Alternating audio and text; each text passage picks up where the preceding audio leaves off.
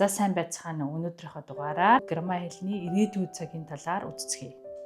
За ирээдүйн цаг буюу futur eins маань хизээ хэрэглэгдэх вэ?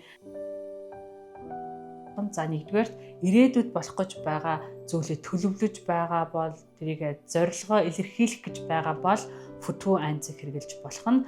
Жишээ нь wir werden morgen arbeiten, бид маргааш ажиллана. Ich werde Deutsch lernen, би герман хэл сурах болно. За хоёрдугаарт ямар нэгэн зүйлийг таамаглаж байвал хэрэглэж болох нь. Жишээ нь es wird schwer sein. Энэ хэцүү байхаа. Тэр одоо гэртээ байхаа. Er wird jetzt zu Hause sein гэж хэлж болох нь. За гуравдугаарт хин нэгэнд амлалт өгөхөд хэрэглэгдэнэ. За жишээ нь би чамд тусалнаа.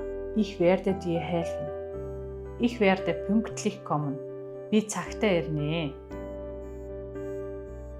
За ирээдүйн цагийнхаа бүтцийг үздэцгээе. Ирээдүйн цаг бүтээгтээ туслах үйл үг werdenтэй хэрэглэгддэг.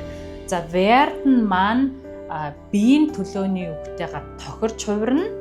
За тэгээд өгүүлбэрийн төгсгөлд үндсэн үйл үг маань infinitive хэлбэрээрээ буюу хувираагүй хэлбэрээрээ орж хэрэглэгддэг. Жишээ нь lernen буюу сурах гэдэг үйл үгээ ирээдүйн цаг дээр хувиргаж бичцгээе.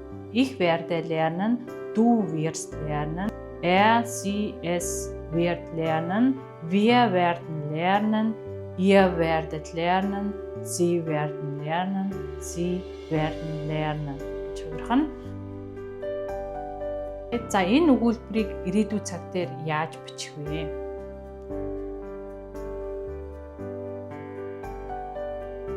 Ich werde morgen Deutsch lernen. Би маргааш герман хэл сурах болно. Болох нь за дараагийн өгүүлбэр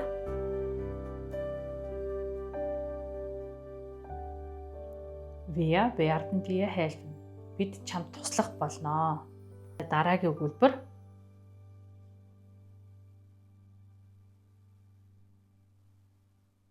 Er wird jetzt zu Hause sein. Тэр одоо гэртээ байх. За дараагийн өгүүлбэр Sie wird nächstes Jahr in die Schule gehen. Тэр дараа жил сургуульд орно. За дараагийн өгүүлбэр. За энэ өгүүлбэрийг зөв хувиргаад комент хэсэгт бичээрэй.